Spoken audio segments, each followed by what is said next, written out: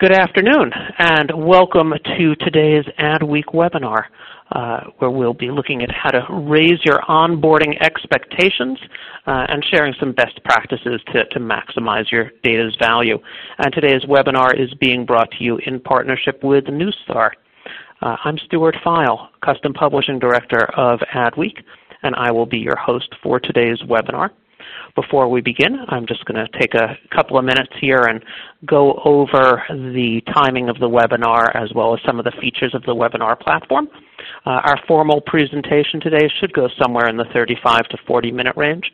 Afterwards, we will have plenty of time for audience Q&A. So if you have a question for today's speakers at any time, just simply use the Q&A tool. It's on the left side of your screen. And ask your questions. We will get to as many as we can after the webinar is complete. We are supporting social sharing on today's webinar, and you'll see down there in the bottom right corner we're using the hashtag #BetterOnboarding. So if you're out there on Twitter or any of the social channels, use that hashtag. Give us a quick shout out. Let us know you're out there and you're joining us today, and be a part of the social conversation. We'll also be tweeting out some of the slides along the way, so you can follow or share them that way. It is not too late to invite a colleague to today's webinar, and if you know someone who would be interested in this topic, we urge you to reach out to them. If you check the reminder email you got probably about 15 minutes ago, or any of the things actually along the way, you'll see a bit.ly with a link over to the registration page. Feel free to share that with your colleagues. Bring them in. If they can't join us live today, they can certainly catch the on-demand version of today's webinar. It is being recorded, and that recording should be live about an hour to 2 hours after the end of today's live presentation. I want to point out one other feature, and that is the resource list. You'll see that up at also on the top of your screen. There's also a Twitter widget up there where you can follow the Twitter conversation. But in resources, you'll find a PDF of today's slide deck. So head on in there. You can download the slides and also share those with your colleagues. Lastly, if you have enjoyed today's webinar, you want to check out what else AdWeek has coming up, head on over to www.adweek.com/webinars. You'll see a full schedule of what we have coming up for the rest of the month of August.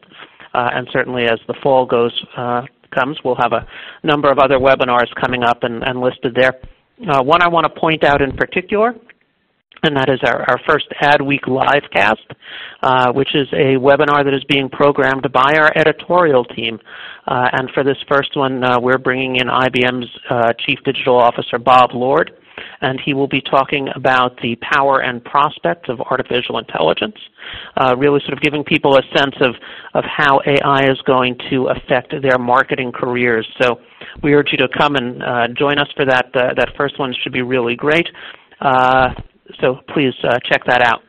But let's consider today's webinar and return over here. So we've got two really great speakers today. We are happy to be joined by Joe Stanhope as our guest speaker. He's VP and Principal Analyst at Forrester, and you'll hear a little bit more about him from our next speaker, Julie Fleischer, who is the VP of Marketing Solutions over at Neustar.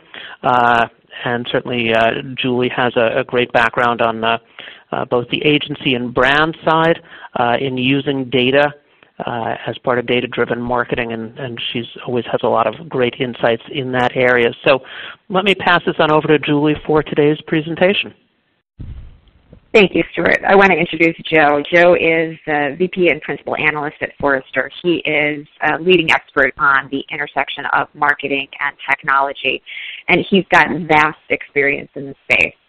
He, in addition to all of the work that he's done at Forrester, which we all rely upon, he was CMO at Hierology. He's a mentor at 1871, which is Chicago's leading startup incubator. I love working with Joe because he knows everything and provides a really astute point of view on the key questions facing marketers today as our space really changes with the advent of new technologies. So it is a distinct honor to be presenting with him today, and I will turn it over to you, Joe. Thank you, Julie. I appreciate the generous introduction. It was really nice. Certainly I would love to thank AdWeek and especially Neustar for inviting me to participate in the session today. And of course, we thank all of you for listening in, because we know everybody's busy. We know there's a lot of demands on your time, and it means a lot to us that you've taken a few minutes out of your day to learn about our view on onboarding and what's happening in the industry. So let's get started. Today we live in what Forrester calls the age of the customer, and this is a concept that Forrester pioneered several years ago as a way to demarcate a new epoch in the history of business. What we really wanted to do was separate modern business from, say, the age of information or the industrial age. And what this really means and what it really recognizes is a tipping point, a literal shift in the control of customer relationships. We've entered a stage where historically, where companies, brands, and institutions controlled their relationships and really called the shots in how they dealt with their customers and consumers. And that's changed because of technology and, of course, because of culture, where customers are in control today. And this has had a vast impact, of course, on corporate strategy and technology, but, of course, in customer engagement and marketing as well. Now, I think we can all reflect upon this and look at our own lives and how we as consumers, interact with the brands and the companies we do business with. And certainly because of things like mobile devices, we are very empowered as customers. But I think it's more than that. We've become very entitled as consumers. We have very high expectations. In fact, we expect that the companies we do business with, the marketers at those companies, will probably be nothing short of omniscient. We have this expectation that we can get whatever we want in our immediate context in that exact moment of need. And in fact, we don't like it when companies can't deliver on that promise, and it upsets us. And we think, and I think we gravitate towards the companies that can deliver on that kind of capability in the age of the customer. But beyond our level of empowerment and even entitlement, what we also have to recognize is the degree to which consumers are connected. Right, and this is very much because of technology, modern technology and consumer technology today. And it's not just that many of us and most of us have a smartphone, but it's how we use them. The smartphone is not a channel in and of itself. It's actually a portal to so many interactions and touch points on its own. It's the amount of time that we use these devices, the degree to which we rely on them to interact with one another, and how many devices we have that support this kind of interactivity. We use so many social media accounts. We still send a lot of emails. And this creates a vast web of interconnectivity that's very much powered. And that's, in some ways, what makes possible and creates that foundation for empowerment and entitlement. And in this new world, in this age of the customer, what becomes very clear is that brands become capable of winning, and they must win if they want to succeed in customers' moments. It's not enough anymore to broadcast messages out.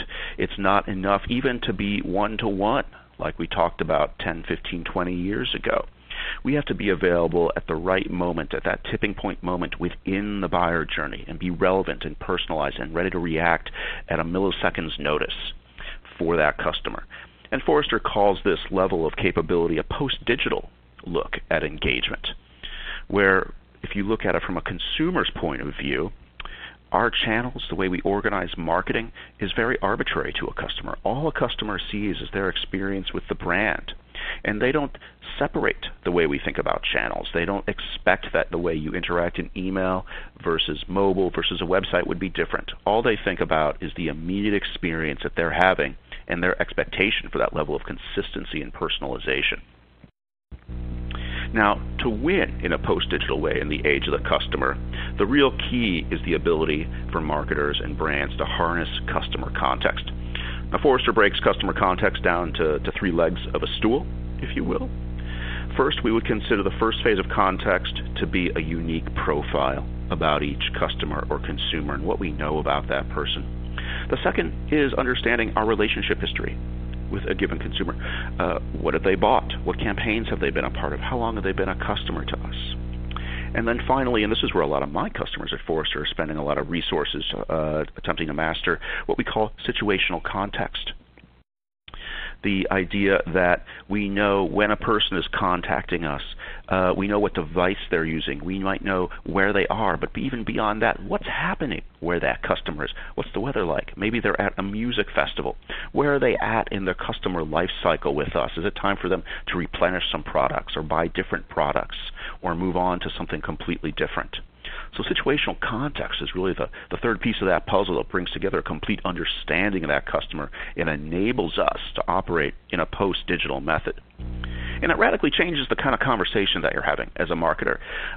As marketers, of course, we're very involved in our work, and we tend to think in terms of the left side of this figure. This is where a lot of my conversations with customers happen. We talk about campaigns and how we're targeting and a media plan, and the messaging, and what happens with responders, and how we measure that, and the CPMs. This is a very marketer-driven way of looking at the world, and quite understandable. But when we know context, when we can be post-digital to engage, it becomes very customer-driven, and the way we look at the world can change and evolve in a very significant way. We think about the world in terms of interactions and overall engagement. How do we recognize a customer? How do we create utility and value for a customer and create a mutually beneficial exchange of value for a brand, for that customer simultaneously? And even the way we measure can change. For example, I have a customer, a consumer electronics company, that is looking at ways to value customer engagement and measure what they would call quality customer engagement rather than relying on traditional CPM and ROI metrics in their digital channels. This is a really progressive way of looking at how you would evaluate. Excuse me 1 minute. I hate to jump in here, Joe, but your voice is beginning to fade out, so I just want to see if you can double-check your headset for a moment, just to make sure that our audience can catch all your important words. Can you hear me? Much better. Thank you. Oh, all right. Thanks for the heads up. So we have progressive ways now that brands are thinking about how they engage with customers and how they understand the degree to which that is effective and the efficacy of those efforts. Now, the key to bringing contextual information together and aligning it, right, with interactions is what at Forrester we emphasize is the concept of identity, being able to identify, resolve the identity of a customer. And that's really the connective tissue that makes all of this work and makes what are disparate pieces of information come together and become aligned with an individual customer. And this is really strategic and important because if you think about it, everything we do as marketers comes back to our ability to handle identity. There's a fundamental underlying assumption in everything in marketing that we're going to be able to make that customer addressable. So there's actually literally nothing more important than identity in the role of marketing. And so this is critical to understand. And if you think about all the use cases and what marketers do on a regular basis, day to day, what your work entails, it breaks down, all of it is predicated on this idea of identity. We use identity to coordinate customer experiences. Effective identity resolution spans those devices and touch points and creates addressability for all those systems of engagement where you deliver those experiences. It supports our abilities to create deep customer insights, right? We can understand a complete customer profile based on all of our interactions, and we can create a really strong understanding of what our customer wants and needs and what's next for that customer. And of course, whenever we're talking about data, customer interaction these days, we should think about data stewardship. The ability to have strong identity, enhances our ability to have data governance, right? Understanding how we use data, understanding if your industry has perhaps certain regulatory mandates, right, and how those are changing, corporate policies, and in particular, with respect to the customer, understanding your customer's preferences and how they want to interact with you.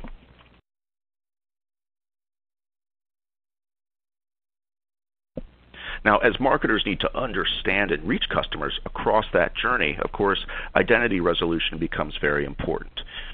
So what we want to do is think about onboarding within the context and as an extension of our identity resolution capabilities. Now, identity resolution is a broad process. Identity resolution is certainly more than simply warehousing customer identifiers.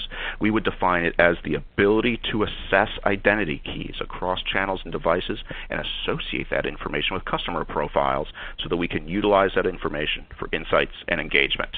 And so we consider onboarding not to be a standalone process or simply a method of executing advertising or retargeting. Onboarding is actually a subset of your identity resolution strategy. It's a method, it's one of the methods, and part of your toolkit as a marketer in identity resolution for rounding out identity by making offline data compatible in the digital world, right? This is what supports your ability to engage across customers. So we're turning offline data into online information, enriching in identities, so we can really have a comprehensive, actionable view of our customer everywhere that they are. Now let's back up one moment and level set on how we define onboarding. Now certainly onboarding is a well-accepted marketing practice. Many brands have been using it for a number of years, and there's certainly a number of commercial solutions available for this capability, but I think it's helpful for us to level set. So Forrester defines customer data onboarding as the process of making offline known customer data available as online anonymous audience segments for customer engagements. And this follows a fairly standard process that many of us have been using for a while. The traditional mechanics of onboarding, I would say, are well understood. It's a process of submitting a customer file to an onboarding supplier, anonymizing and matching that information to a set of online information, cross-referencing those IDs, and turning those offline identities into segments of your customers, and distributing that for your marketing and analytics and media usage. So this is fairly well understood.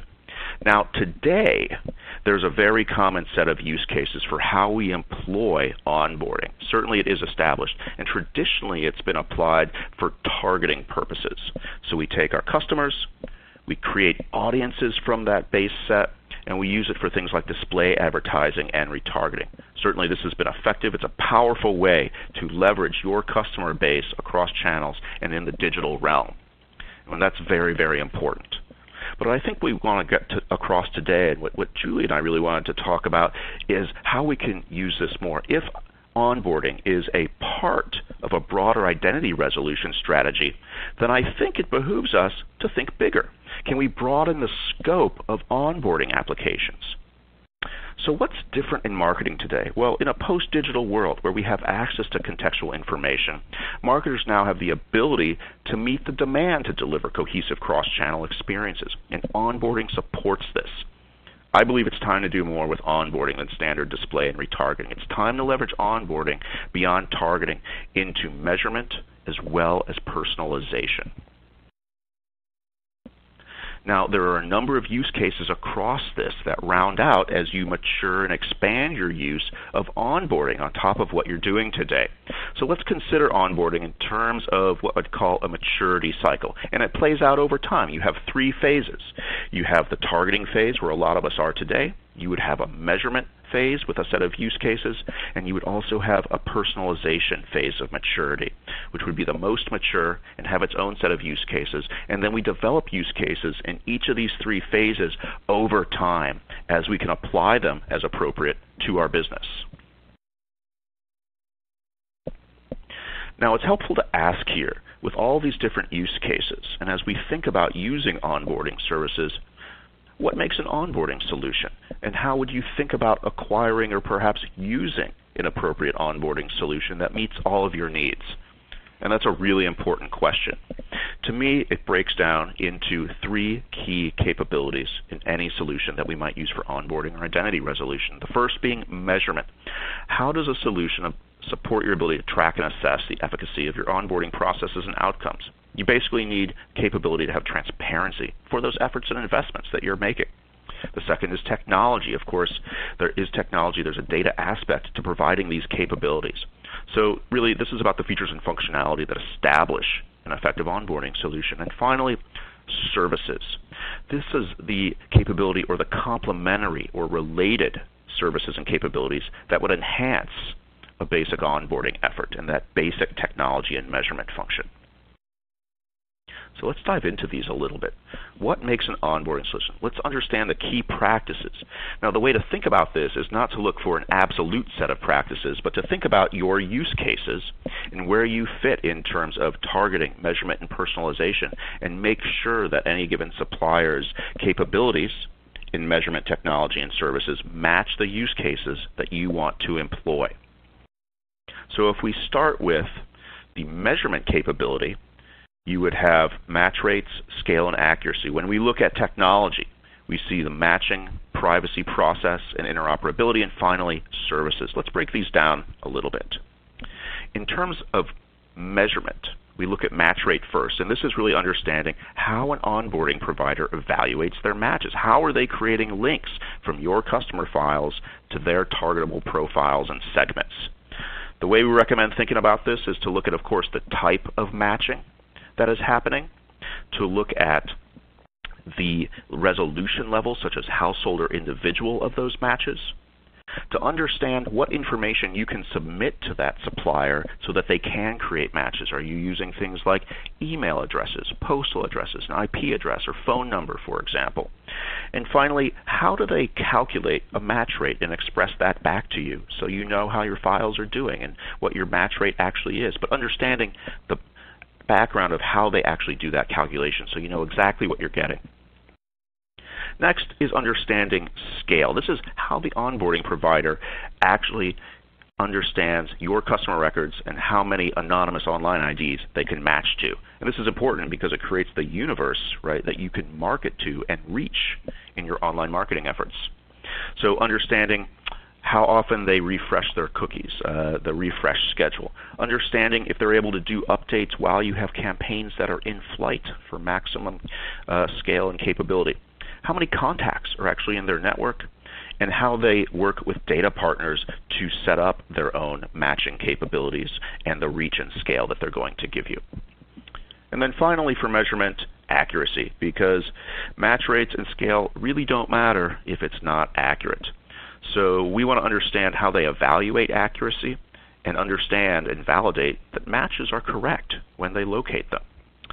So we want to understand, basically what is their gold standard? How do they test themselves for accuracy? What do they compare themselves to in terms of profile to validate that their information is correct? And what, if any, proprietary or third-party data they're using to validate that? So we move on to the technology. This is actually the capability of the onboarding service itself. So the matching technology is how the onboarding solution physically builds and manages its matching system.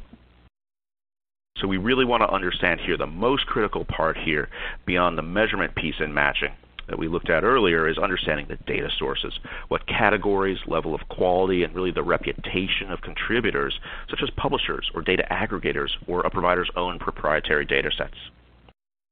And anytime we're talking about marketing, we should be thinking about privacy and security these days. We want to understand how that onboarding solution ensures that data is handled in a privacy-compliant and secure manner. So how do they handle and anonymize the input data? How are they hashing that information? What are the specifications? And can a provider optionally handle opt-out processing directly from consumers or from your other data and technology partners? And then process. This is really looking at how their service actually works, what that actual process is that we looked at, that 6-step process. So there's a lot of different variations on this, and this affects your own process as well. So is it a batch process? Are you able to do this as a self-service or a managed service? How are you going to transfer files physically between systems? What variables can you submit to them and information can you submit to that provider? And what factors affect how long it takes them to actually process your data? And what the effect is if giving them more information or different information creates perhaps a longer processing time of minutes, hours, sometimes even days. And then what kind of file updates are you going to provide? Are you going to refresh the entire file every time, or can you just send them incremental file updates that they will manage for you? And then, of course, what kind of identifiers outside of your own are being utilized, and are there a set of persistent identifiers that you can leverage? And then finally, interoperability. And this is how we operationalize and actually leverage the outputs of onboarding to actually perform marketing capabilities. So what systems, what tools, what partners, what technologies does the onboarding service actually connect to? So you can move those segments out and start doing some marketing. Do they work with ad tech vendors? Do they work with certain media networks or social media vendors? Do they have analytics partnerships such as attribution? And even more progressive, forward-looking channel-specific providers. You start looking at things like mobile, video, even television now. And then finally, services. When we think about the value-add services, we want to know, can they help us with ancillary data management, such as enhancing data, data hygiene, such as NCOA processing from the Postal Service? Can they help us link together multiple files that I provide to them? Can they help us work with our data partners to create second-party or private data sharing? Do they have what identity resolution keys can I submit to them? Can they do lookalike modeling if I want to expand and continue to scale up my audiences? There's a lot of options for add-on services, and so again, within the context of your use cases and how you want to apply it for targeting, measurement, and personalization, these add-on services can be really, really important for getting the most out of the service.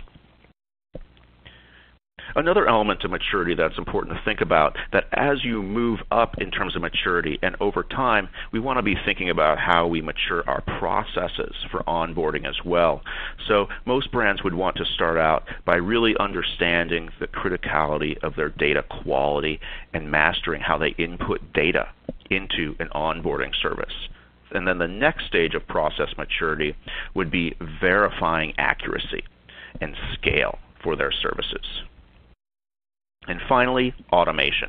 If this is something you're going to be doing on a regular basis, incremental or batch updates or with campaigns, for example, you want to have an automated process to make it efficient for yourself and your business partners to create, deliver, and manage all this information that's moving back and forth between your organization and that onboarding partner. So what we really want to think about is how we maximize the data of onboarding. So some final thoughts on what you can do as a brand, as a marketer, to get the most from that investment in onboarding. The first is push more data to your onboarding process. Most onboarding processes do revolve around the email address as a go-to identifier, but that's not the only key that vendors can match. Again, talk to your provider and understand which identification keys, especially beyond email, that they can work with, such as names, addresses, phone numbers, IP addresses, that they can use, and this maximizes the opportunities to match records and create accuracy and scale.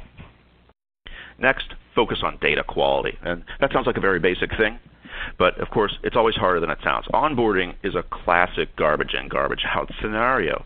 Your onboarding provider is very much depending on the information that you provide to them as a launching off point. So you need to develop a data management program to update your own customer information, remove duplicates, validate email addresses, purge fraudulent and bot traffic, and do basic data hygiene procedures, again, such as national change of address. Next, raise your data capture game. Of course, customer data is always evolving and changing.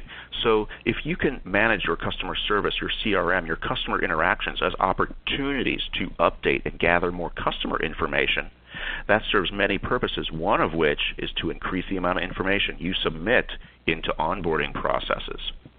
So it's not just back end. Leverage your frontline customer engagement to request updated and new information from customers.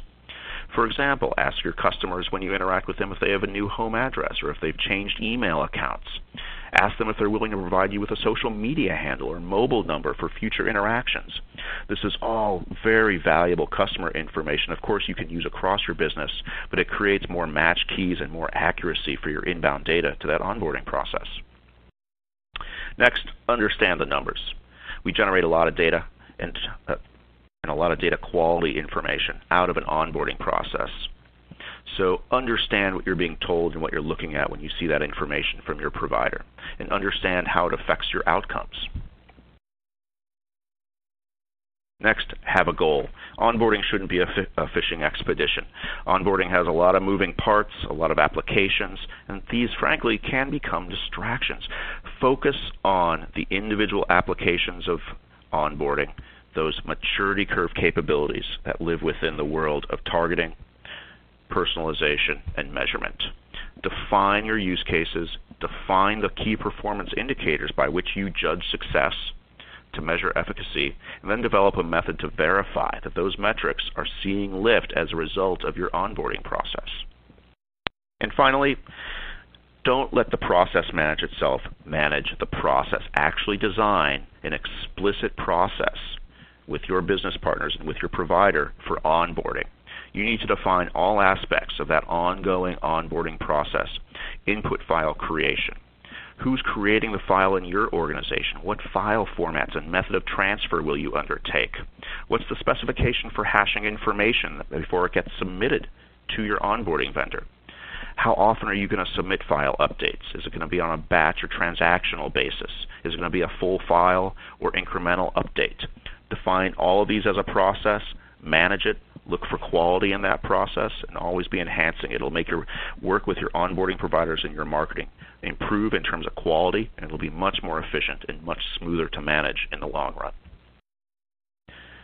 And now I'd like to pass it over to Julie Fleischer, who's going to share her perspective on onboarding and its potential to enhance business. Thanks, Joe. So Joe just did a fantastic job overviewing what onboarding is, the mechanics of it, and why we do it.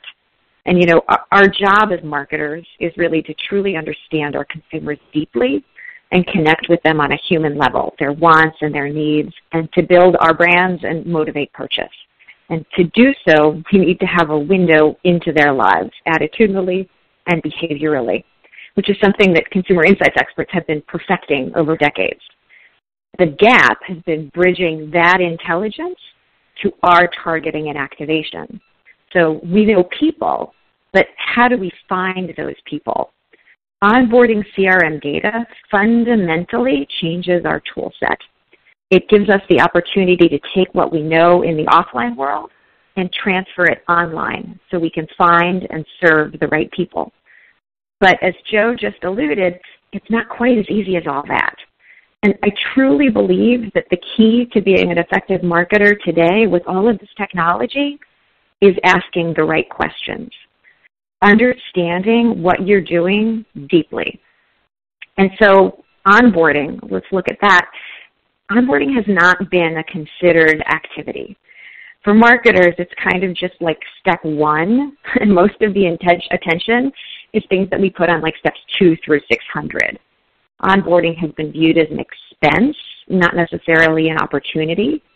And it tends to be approached as like a one-way dump of addresses in, with little attention being paid to what comes out the other end, other than a number, which is the match rate. And, you know, as Joe said, it's garbage in, garbage out. But also, you know, I feel like as with everything else in life, you get out what you put in.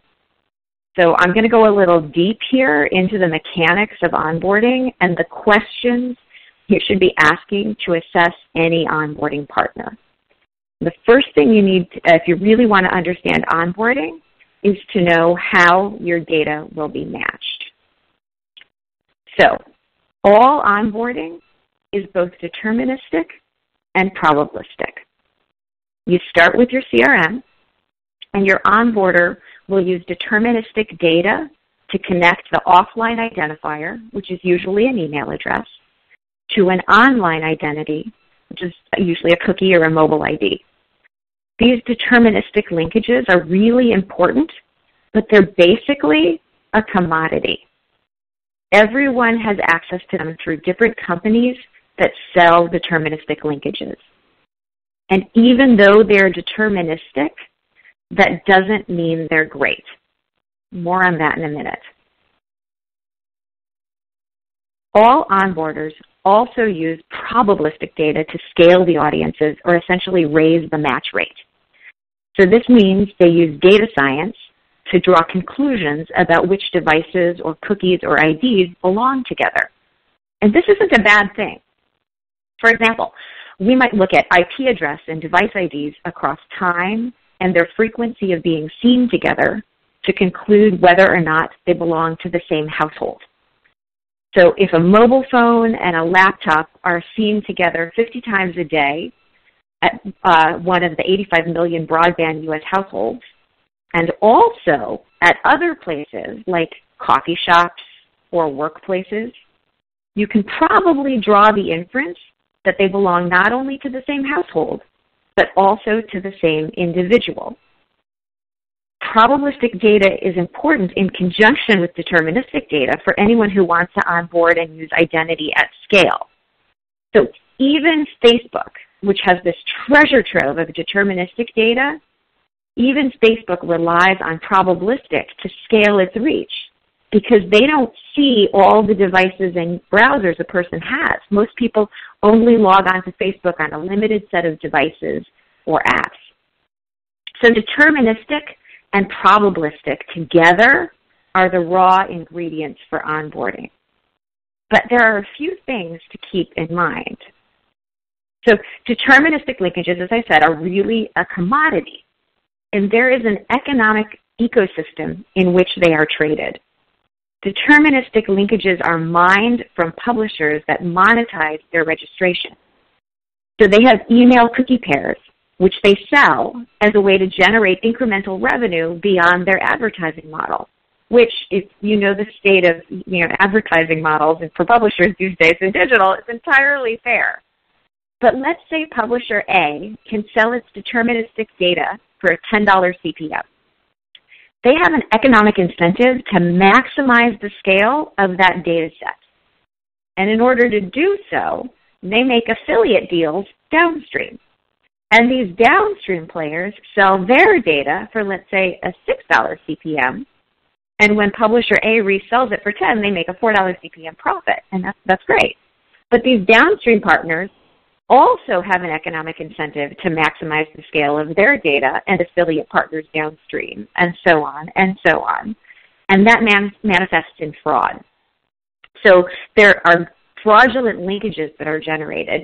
Think of a room of bad actors that are pairing email addresses to a random set of cookies. And it's not a real linkage. And we see a lot of this. Because we don't just do onboarding, we also have a unique position in the marketplace in security and risk and fraud. We use proprietary data sets that give us corroboration rights. So basically, we're able to corroborate whether a linkage is real and authoritative or fraudulent. We're in a unique position to score quality. And what we see is we end up throwing away about half of these deterministic linkages because they're not real. They're driven by this waterfall of payments that is created by this incentive for fraud. So the key takeaway here is that not all data points, even ones that are deterministic, are real. And matches based on them, if they're not real, are worthless. Secondly, deterministic linkages typically have an email address. But most people have multiple email addresses. So you may have a work email, you may have a Gmail or two, maybe an old Yahoo account. Using one email address can create a profile. But if you want to understand the whole person, their whole footprint, their identity, as Joe talked about, you need a bigger picture. You need multiple email addresses to resolve to a person. Because we're a major player in offline data and have those corroboration rights that I talked about before, we have authoritative offline data records. So not just some deterministic linkages, but multiple deterministic linkages. And because of that, we can take the connections across multiple disparate linkages and resolve them down to a single identity. This is called entity resolution. It's really important because what you want to do as a marketer is target people, not profiles.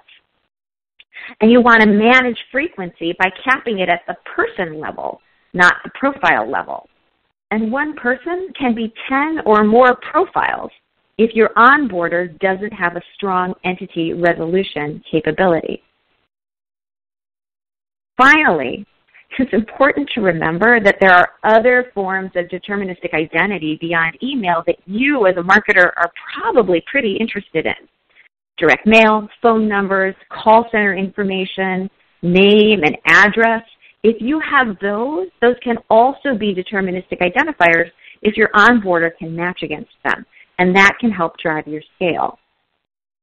So when you think about onboarding, you want to start by asking your onboarder questions about their approach to deterministic and probabilistic linkages, whether they do any type of quality scoring and how that factors into their use of purchase linkages, what types of offline data they're capable of using, and how they do entity resolution. Okay, let's talk about match rates. One of the challenges that marketers face in choosing an onboarder to work with is that there are few easy, objective ways to gauge their work. So most marketers just end up looking at match rates as an objective and decisive variable. And they pick the onboarder with the highest match rate because they're looking to maximize the value of their first-party data, which is a finite and valuable asset. And that totally makes sense.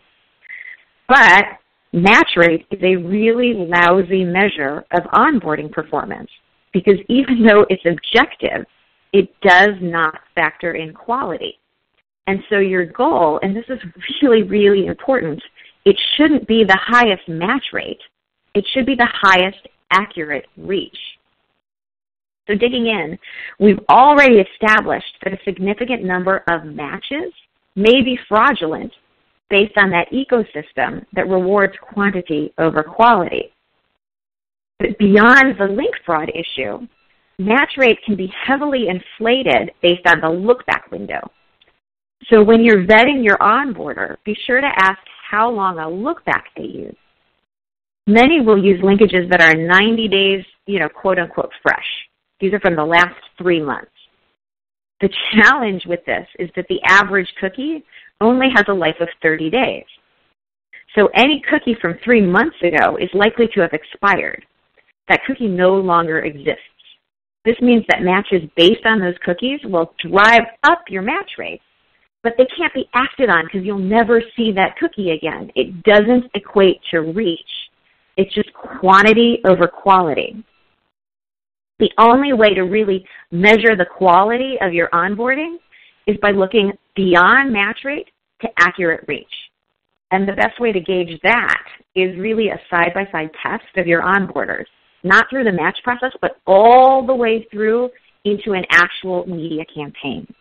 Which one is able to find and serve more unique IDs? But there's more. When you think about the use case, think about whether you want to target individuals or households. So typically, for marketers, when we think about targeting in terms of individuals. But most buying decisions and purchases are made at the household level.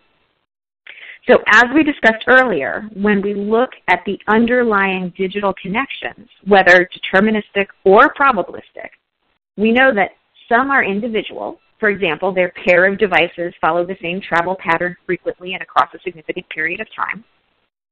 And in other cases, we have enough data to know that they belong to the same household, but not necessarily different people in the same household. So my phone and my laptop travel together. My husband's phone and his laptop travel together, but our home computer and our connected TV never leave the house. It's impossible to know if it should be linked exclusively to either of us, but it is definitely linked mutually to both of us.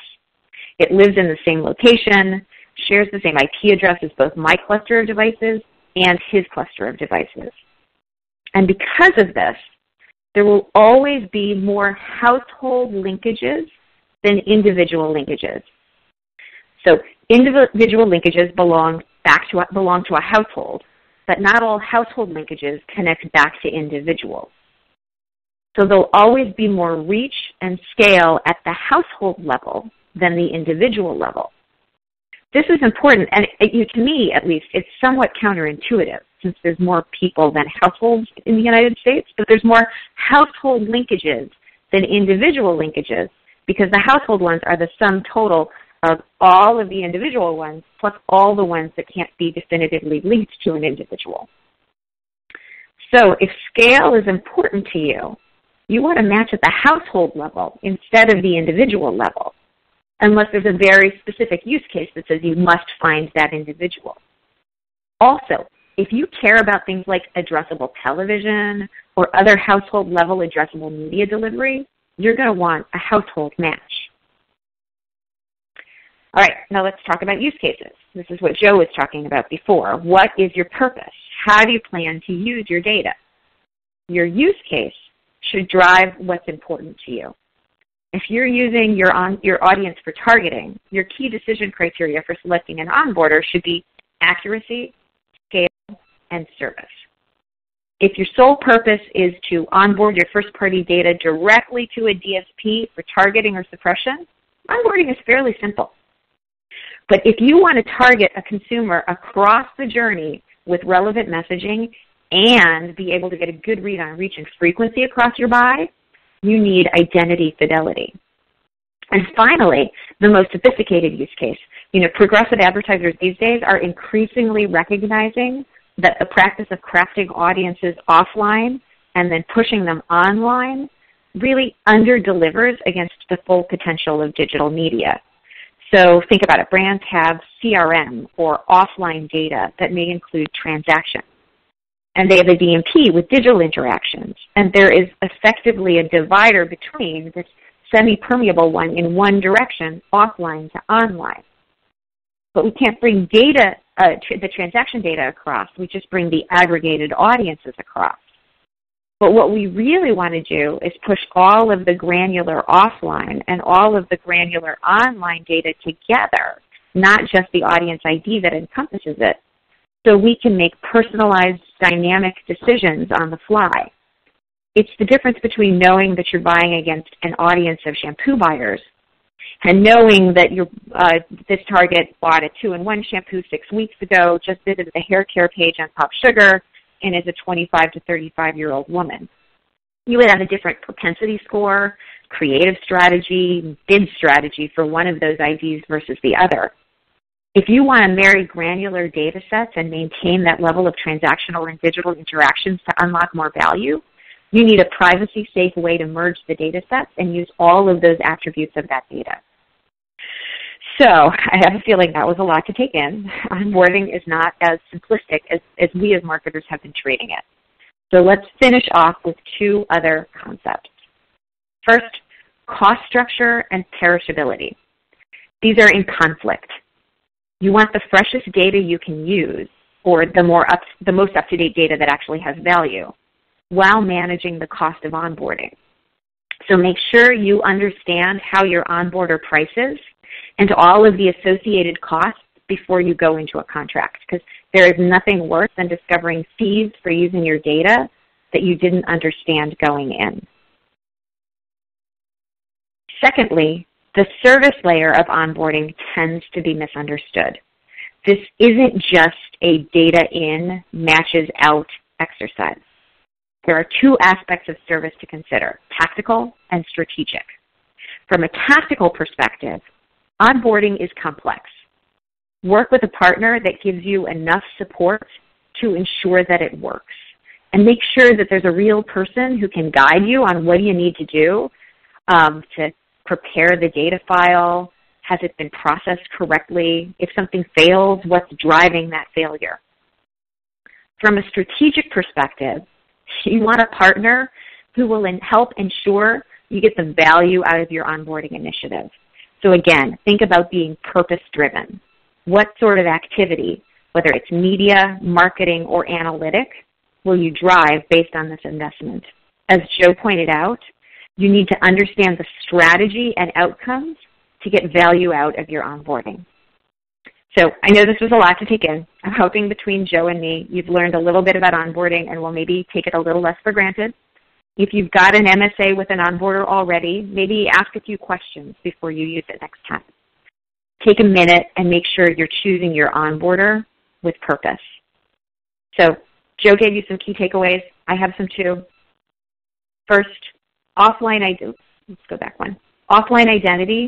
is the key to great marketing. We spend a lot of time online, and we shop online about 12% of the time, but all of us also live our lives offline. And if you only understand digital behaviors and profiles, you're not marketing to living, breathing, spending human beings. A marketer's goal should be to understand people deeply and bridge their offline lives into the online world.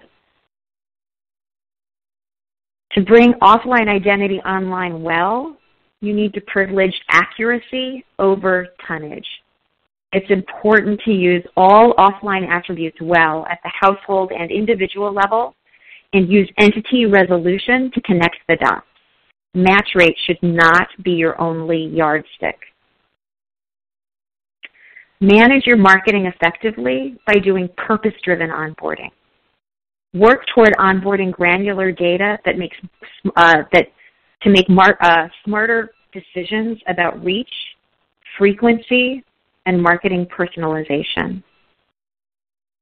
And drive your revenue exponentially by marketing smartly through the entire customer journey and eliminating waste that's driven by onboarding profiles rather than people. If you do all of that, you will be well on your way to better results. So Joe, Stuart, I will turn it back over to you. Great. Well, thank you, Julie, and thank you, Joe. That was a ton of great information, and onboarding is such for some sort of a subject they want to sort of avoid, but I think that this has really been very illuminating on the importance of everything.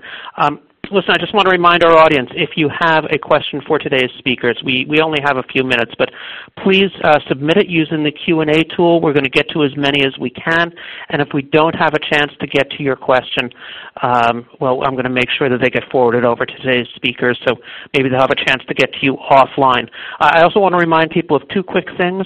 Number one, today's webinar was recorded, so if you want to go back and listen to this again, or you want to send your colleagues on over, just check your email. In about an hour and a half, you'll receive a link over to the on-demand version.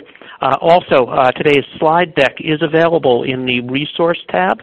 You'll see that up at the top of your screen, so you can download a PDF of today's slides. And again, feel free to share those with your colleagues as well. Let's hop on over to a couple of really quick questions here. And let's in the next 5 minutes.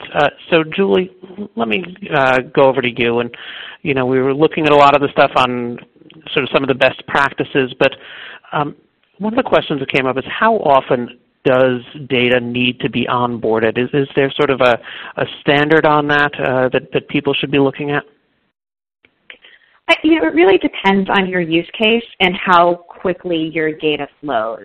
You want to know how quickly your data will change, and then does that really impact your downstream activities? So if you've got CRM data with a lot of attributes that is from a fairly infrequent kind of purchase, typically those kinds of data files are onboarded monthly. If it were something like, say, let's call it Starbucks, where people go on a very, very frequent basis, you might want to onboard it more often than that. And then when we think about the advertising use cases for targeting, for things like campaigns and suppression lists, those are typically onboarded on a weekly basis. But it really depends on your data flow and what you're doing with it. Is there a need to do it more often, or will a monthly or something like that just work for you? Great. Joe, let me send this one over your way. This came in as you were giving your part of the presentation. Someone here was wondering how you can sort of measure the accuracy of an onboarding network. Are there certain things that you can ask? Are there certain ways to gauge that? Are there certain practices people should have in place? Accuracy is very hard to measure. It's actually a hard concept to articulate, right? So this is probably one of the, let's call it the squishiest areas that we see, and where you see the widest variation, perhaps, of opinions on this. The people that I've dealt with that, frankly, are the most serious about assessing this is they take it upon themselves to manage holdout groups from campaigns and actually do post-mortem comparisons, right, of responders from who they targeted to who actually responded and purchased or came back on the other side of a promotion or a campaign to validate. We targeted certain kinds of people in a geography, and that's who tended to actually respond. Or they do a match back if you're talking about a known customer situation, and they say we literally targeted these people, these specific individuals in our onboarding into these segments, and these are the actual people who did respond to us. So it does require a fair amount of pre-planning, and I think the most robust examples are areas where brands, or sometimes their agencies if they're supporting it, have taken the most direct control to handle it in an experimental manner. Great. I'm looking at the clock, and we are fast approaching the top of the hour. Julie and Joe, unfortunately we don't have time to get to any of these other questions. Again, to our audience, if you did submit a question, we will forward those over. We appreciate your patience on this. I just want to remind our audience one more time here, today's webinar was recorded, so check the on-demand version. One of the nice features when you go in and it's available on demand, you can actually even download it as an MP3 if you want to go back and listen to it as a podcast or something like that. So go on over and once it's rendered, check that feature out. You'll find the slides today for everyone in the Resource tab, so feel free to download those. And of course, if you enjoyed today's webinar, check out the AdWeek webinar calendar, www.adweek.com/webinars for what else we have coming up. Again, Julie and Joe, thank you for your time today. Thanks to our audience, and we look forward to seeing everyone at an upcoming AdWeek webinar.